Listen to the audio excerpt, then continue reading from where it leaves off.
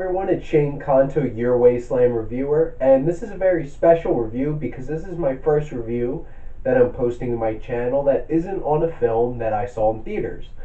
And I thought that I could start this more classic reviews and looking at other films with one of my favorites. And I'm going to be doing that with some of these reviews that are going to be coming out that aren't the ones I see in theaters, are going to be my favorite films. And I'm starting off with the first part of what I consider my favorite film, Lord of the Rings. Now, a lot of people, it's debatable. To me, I feel like they're one film, and they're broken up into three parts, but all done in such a great way that they actually stand alone as their own films, but come together to make one greater story. And overall, Lord of the Rings is my favorite film of all time. And I'm very excited to talk about Lord of the Rings, including this first one, The Fellowship of the Ring. Now, between the three parts, they all kind of stand out in their own way, and this is by far the most honed in fantasy adventure film. They really make grand scale war battles and those kinds of things really take over the last two films. And this one is just a pure fantasy adventure quest that is shown, and it's done in such a fantastically well done way.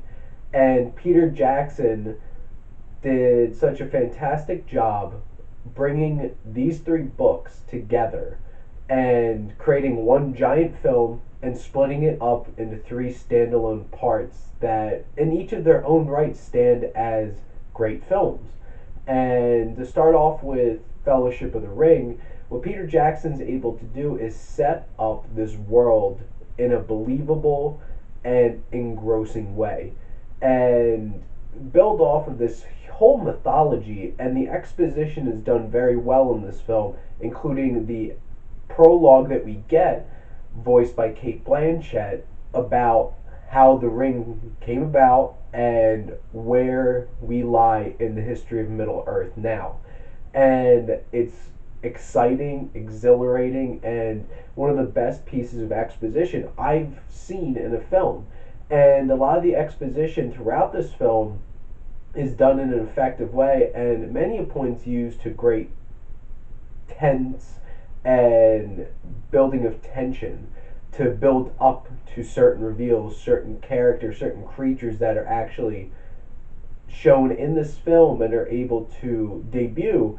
And I think that's one of the best things about this is the way the story is told, whether it's being told in flashbacks that build up the story that's going on right now, or you're building this tense moment and cutting to something else that's building up some very effective exposition that builds the anticipation for what's going to come next. And I think that's one of the best things that Peter Jackson's able to do with the story, and not just make it just straight up, we're going from from point A to point B, and trying to build up throughout the film and trying to add layers to how this film is told. From a tonal perspective, this is able to balance so many different feelings, from emotional heft to legitimate parts that are quite frightening, which you might not expect from Lord of the Rings. But the thing is, Peter Jackson started in horror, and there are actual scenes that are quite freaky in this film. But the best part is because you see this film through Frodo, and Frodo is shut in, he's a hobbit, equating to a normal person, and coming out in this world and being amazed, and that wonderment for a naive character to see all these immensely magical things that I've only heard stories about, helps bring a very special aspect to this film, but also still exhilarating and thrilling with the action and the creatures and this adventure that these characters are going on. And this film does build immense tension and immense suspense, and it's done very effectively by Peter Jackson, and then what I'll get to in a little bit, the music.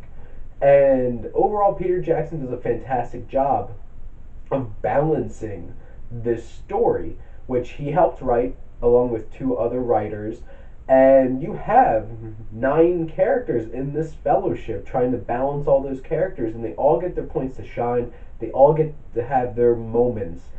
All of them get to have something that's a little bit added in, some more than others, obviously, but still getting to add in that there's more to these characters than just the stereotype. This structure that was given to this character, and there's always a little bit more added onto them. And when you really take a step back, there's 3 leads in Lord of the Rings, in my opinion. You have Frodo, and Frodo is not my favorite of the 3 leads. He's probably my least favorite. But the thing is, he's a very effective use of us as the audience living through him as we are in the same position he is. And we feel the weight of this whole entire quest to destroy the ring on him. And we see it through him. And then you also have Sam, who gets to go on his own arc and is an admirable, dutiful character and is something to be admired. And then you have Aragorn, who is this man who hides from his past and his destiny, and him having to confront that and not being able to avoid the drive to do something right that's within him. And overall, all the characters get to have their moments to shine. And it's a super interesting story and such an amazingly developed world. And you just see the scope of everything, and it's very enticing film. And it's well balanced, and you get to see very different things. There's fun, goofy humor. The dialogue, there's a lot of effective comic relief. There's a lot of truly dramatic moments and emotional heft written into this film, and it's done very well and very effectively to the point where it does hit you. And some of the lines of dialogue I quote all the time, and a lot of these lines that these characters deliver what have become pop culturally significant and stand out. And I admit, I even have a quote on a poster from Lord of the Rings hanging in my office that I like students to look at as I run a tutoring center, and it's the quote from Gandalf that feeds one of the biggest themes of this film is all we have to decide is what to do with the time that is given to us. Because life is short, and in the grand scheme of things, we're a blip on a bigger reality, a bigger existence. But what we choose to do with that time can be truly significant, and we can truly make a difference.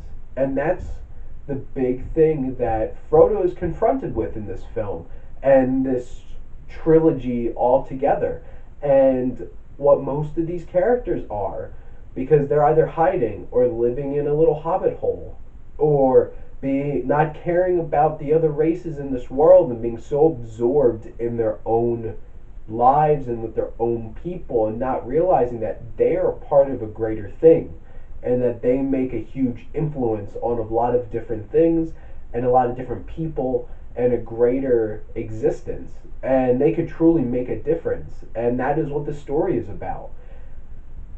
Are the antagonists super depthful?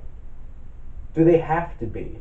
Because this film is purely Sauron, the Ring, they're pure evil. They're actually human characteristics personified: greed and lust and selfishness. And our characters are dealing with these vices on them and them having to confront them. The ring is the embodiment of corruption, and our characters have to fight that. And many of them do, and throughout these films make those fights against those urges to be corrupted. And I think that's one of the most powerful aspects of this film, and is so well written into the characters and into the story and the driving forces of this film. The cinematography by Andrew Lesnie, I cannot tell you how much I love the camera work, the shots, the framing, everything that go into these Lord of the Rings films.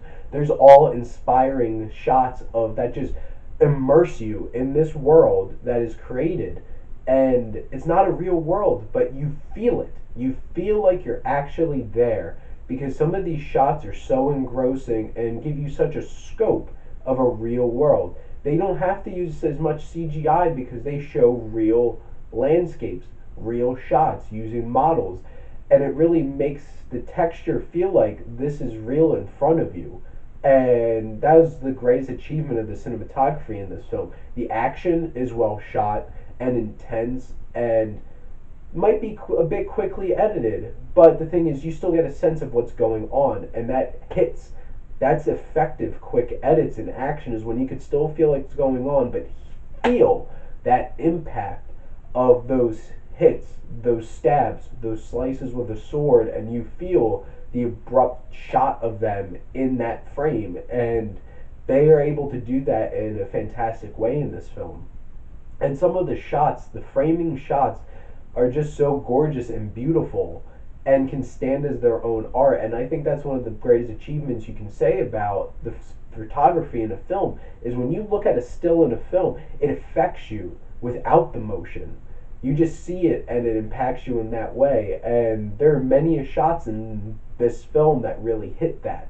And the music by Howard Shore, his soundtracks for Lord of the Rings are amazing and awe-inspiring. They elevate every single scene, whether it's emotionally or building tension or building excitement and thrills in the action. And it isn't just replaying the same little tune throughout the whole entire film. There are so many different unique songs and sounds, and for every different kind of occasion it feels like a completely different score when those heated, suspenseful, horrific moments are building up and you can feel it. And then the theme for the Fellowship, that every time you go hiking somewhere, walk across something, and it's just like you can feel it empowering you and feeling like you're having some kind of adventure. And each kind of race has their own kinds of themes and different places, and they all fit and build up where they are as characters in the film and the worlds and the different places that they go, giving it a unique taste. And that is truly music elevating a film and characters and set pieces and places. Talking about the acting, there's not a weak performance in Lord of the Rings, and this ensemble is so impressive. Elijah Wood does a fantastic job of being that naive narrator and person for us to live through. Viggo Mortensen does a great job of being intense and stoic, and you can really feel the care that he has for the different characters. And Sean Astin really does a great job as Sam and bringing so much to that character, making him so enjoyable. And Dominic Moynihan and Billy Boyd hitting that comic relief so perfectly and being able to make you laugh when you need to. John Rhys Davies giving that gruff, strong, and powerful performance as Gimli and making him one of the more fun characters. Orlando Bloom plays an elf.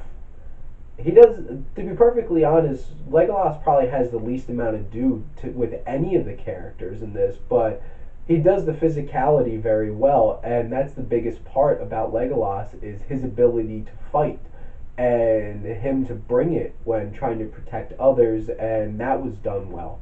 Sean Bean gets to show a lot of depth and range and intense moments in his performance in this film and really take this character for a true arc.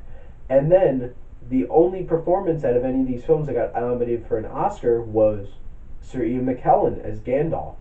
And what he's able to do with that character, he's so endearing and wise and lovable old wizard, but you could feel his power and his bravery and his intensity in other scenes, and it makes a collective a strong and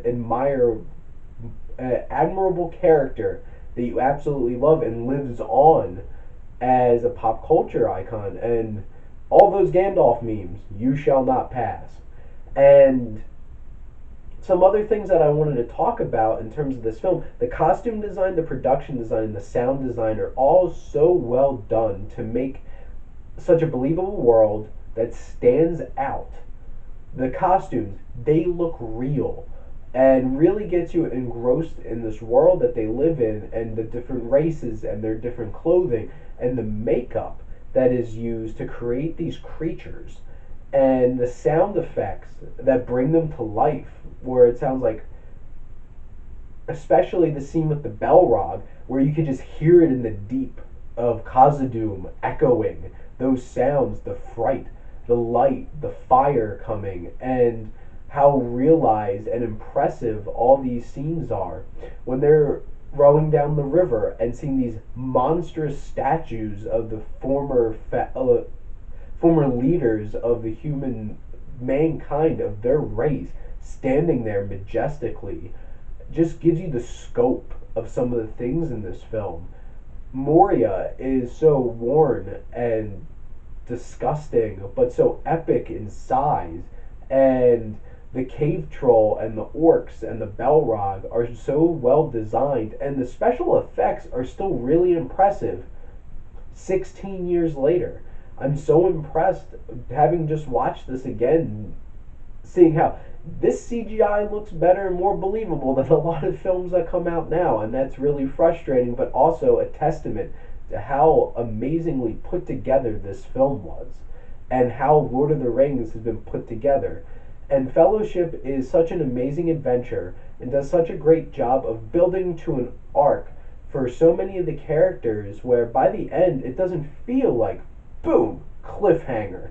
It feels like we have reached to a point where these characters have all realized what their purpose is and that they can move on and grow and do this on their own and stand tall as strong characters, and they have adventures that await. And I cannot high praise Lord of the Rings enough. And I'm going to finish this review as I give Lord of the Rings, The Fellowship of the Ring, an A+.